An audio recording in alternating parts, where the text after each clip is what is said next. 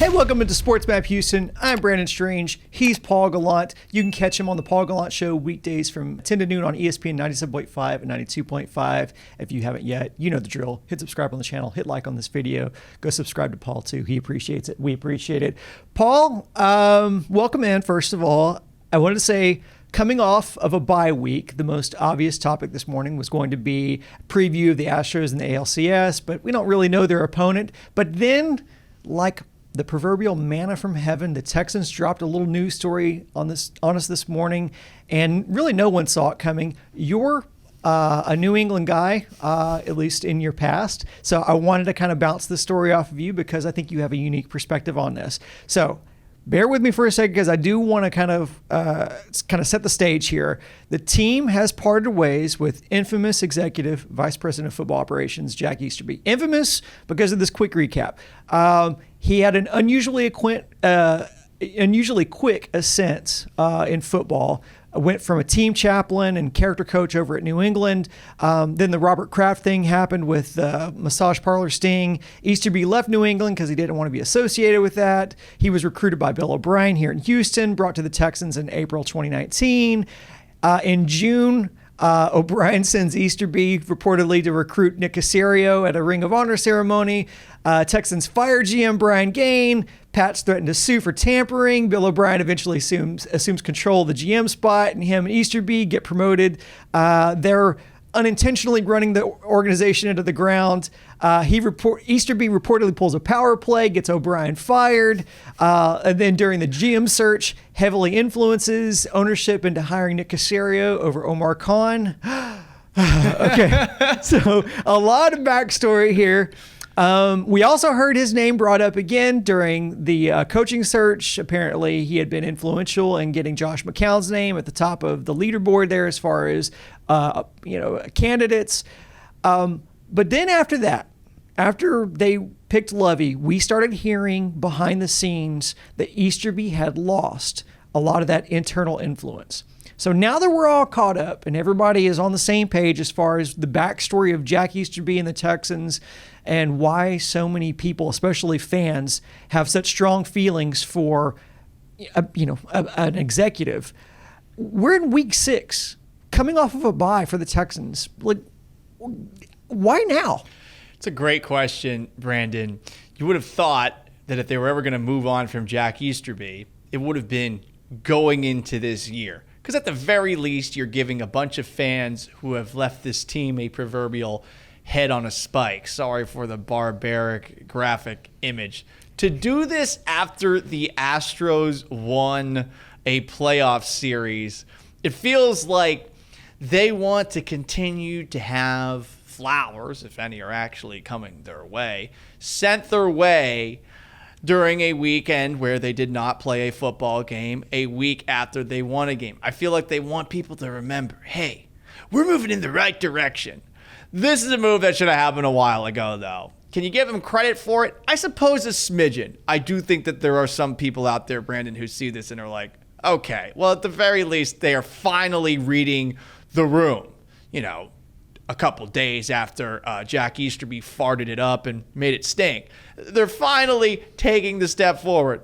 But the timing of this is strange. It just feels like they're trying to insert themselves back into the Houston sports talk conversation when there really isn't much buzz about this Texans team.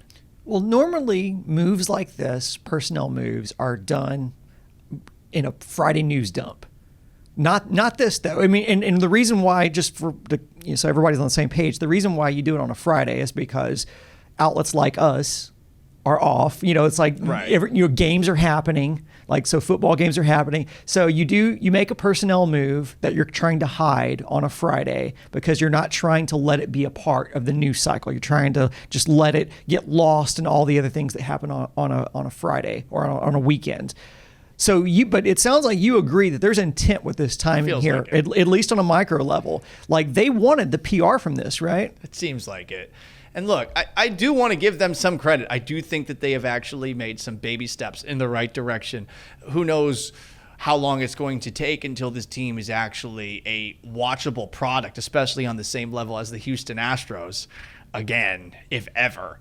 But they're taking the right steps. This is just something that should have happened a while ago. And look, nothing against Jack Easterby. I don't think Jack Easterby's a bad person by any means. I just think the guy's fake. It just feels that way. He just strikes you as someone that you don't buy as authentic. And I mean, whether it's the attempts at stand-up comedy that he has had at some of his sermons, I just have a hard time how anyone with a skeptical mind, and there are many skeptical minds that follow the Houston Texans, would look at Jack Easterby and say to themselves, yeah, this guy who has quite the resume, if you will, he should be making all of the important decisions in this organization. So they flushed him, great, but it just sort of goes to make you wonder why this didn't happen earlier. Yeah, that is definitely a good question. I do want, do you think though, like you said, now they can read the room. So they're doing this, if we assume the timing is intentional, like wanting to put it out on a Monday so people are talking about it, it would seem like they understand this buys them good faith with the fans. Like this buys them something because they're showing, hey, we're moving on from someone who has been, at least from a PR standpoint, problematic for them. How much good faith does this buy them? Not much. We're Okay. talking about a side or an appetizer. We're not talking about a plate, and we're not even talking about like a good side or appetizer. We're talking something pretty cheap. That's like $1.99, essentially a bread basket with some olive oil, which is good, by the way, but this is not getting them a whole lot of goodwill. It shouldn't. This is something that should have happened a while ago. And again, I do want to give Cal McNair and the Texans some credit for this. Like, they, at the very least, instead of being stubborn and digging in their heels, which it seems like they've done their entire history, they are acknowledging that a lot of people that support this team, they're not coming back unless a lot of the pieces that were in play that helped tear this roster down and turn it into the mess that it is from a salary cap perspective, they didn't want to come back until they're gone. And Easterby just never felt like someone that was helping out. He always struck, I think, the average person, whether this is true or untrue, as somebody who is trying to climb the ladder whatever way he can, in a way that Littlefinger from Game of Thrones would be proud of. And insert other people that you don't want to have talking to the man in charge. Grima Wormtongue from Lord of the Rings. Like, there's a long list of people that you can make comparisons to in the world of pop culture. And whether that's fair or unfair to Jack Easterby, feelings don't care about your facts. That's the feeling that most people had about Jack Easterby here in Houston. How does this reshift the focus onto Nick Cassidy? Or maybe I should ask, does it? Because I think, while the Josh McCown thing was happening, I think a lot of people were looking at this, especially in our industry, and we're saying this feels like an Easterby taking care, and we don't know, but that was kind of the rumblings. But this is an Easterby taking care of one of his guys or something along those lines. But now, like you said, there is no Littlefinger in the background. There is no someone that you feel is influencing, at least no one obvious, no one who's right. Publicly known is now influencing from the background. What kind of focus does this put on Nick Cassidy? Because I would think now it's all on Nick. And so you talked about this being, kind of an appetizer of kind of good faith. We know what the main course is, which is winning. Winning is the main course in buying goodwill back with the fans. So the results now, like is it me, or is it now like microscopically on the moves of Nick Cassidy? I mean, it's been on Nick Cassidy for the last year. I think now it's just 100% confirmation that he's the one running the show. But I felt that way, and I think a lot of people have, for the last year, that Jack Easterby's actual impact on this organization has been minimal at best. And good. I mean, that's not a guy that seems like he has the qualifications to be involved in any conversations that have to do with football operations. They just don't. I get it. He's been a part of organizations, but this is a guy who was a team chaplain that rose all the way up to vice president. Like, it's just a weird look, no matter how you want to slice it. It's all on Cassidy. It's been all on Cassidy. I like that he's consolidating power. I do wonder if it's possible for him to potentially get too much power, which would be not learning from the mistakes of the past, given how much Bill O'Brien eventually had and how Jack Easterby also found his way into at least some modicum of it. But right now, it's just going to be about how the draft picks that Nick Caserio makes, whether it's last year's draft, what we have seen from this year's draft class thus far, and honestly, very promising returns to this point and going forward. But this is 100% this is 100% Caserio's show now, and it has been for a while. Well, I think just in closing here, I really do think that if there is a possibility in which they're able to bring someone in to handle the football operations side of thing that doesn't have a pre-existing relationship with New England or Caserio or something, and look, in these positions, friends hire friends, and so that's what happens in a lot of these higher up positions. But if they can bring somebody in who actually knows the job and is actually good at it, because I think that was the biggest critique of Easterby overall, was not even about like that where he came from, because we all come from somewhere. It was just that he was unqualified and not good at the job at the end of the day. So if they bring somebody in who's actually good at that, I think it's not only addition by subtraction, but also addition by addition. It depends on who it is. I'm generally of the belief that you don't want to create more discord. There's been so much discord in this organization between the head coach and general manager. I mean, post Gary Kubiak and Rick Smith and the early 2010s to mid 2010s, and when it turned from that to Bill O'Brien and Rick Smith, it's been a mess.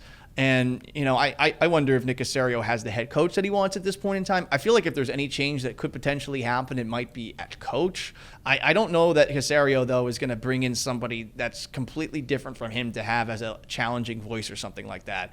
I feel like he's going to bring in somebody that he likes. And honestly, I don't mind that. I know some other people are kind of tired of the whole Patriots South, but I feel like Nick Caserio is different from a lot of the other guys who have left from Bill Belichick's circle of friends to go and try their own thing out. I feel like Caserio is someone who was in New England for 20 years doing a multitude of scouting things and coaching things. I do feel like he is the right guy in this spot, and I don't want to bring in somebody that's going to potentially be extremely adversarial with him. No, that's true, and I think that's a really good point to kind of put the cherry on top of this conversation. Is I think, if anything, Nick Caserio was sullied by his association with Jack Easterby. No doubt. Because prior to all of this going down, when we started hearing, when Brian Gaine got fired and we started hearing that it was going to be Nick Caserio that was going to be the hire, a lot of people were very enthusiastic about that hire because of the sterling reputation that Nick Caserio has around the league. It was only until it was the Omar Khan being subverted, or the subverted pick from Omar Khan going to Nick Caserio, and it being that Easterby was in the middle of it, is when Nick Caserio, got all that flat or splashback on him. So I think at the end of the day, now, if nothing else, like you said, this last waft of flatulence is drifting away from the organization, and now we can really judge Nick Caserio by the wins and losses here. We understand now that these are his decisions. We'll see who they bring in for the football operations side, but respectfully, that's not who the fans should be worried about. What you're worried about is what your general manager is doing, what the roster he's putting on the field. So now we get to see that it's completely unsullied by Littlefinger or Wormtongue or whoever you want to compare him to. So, I guess as we, as this story unfolds, we'll talk about it more on this channel, and we'll talk about it with you, Paulie. Appreciate you joining us this morning. Talk to you soon. Thanks, Brandon.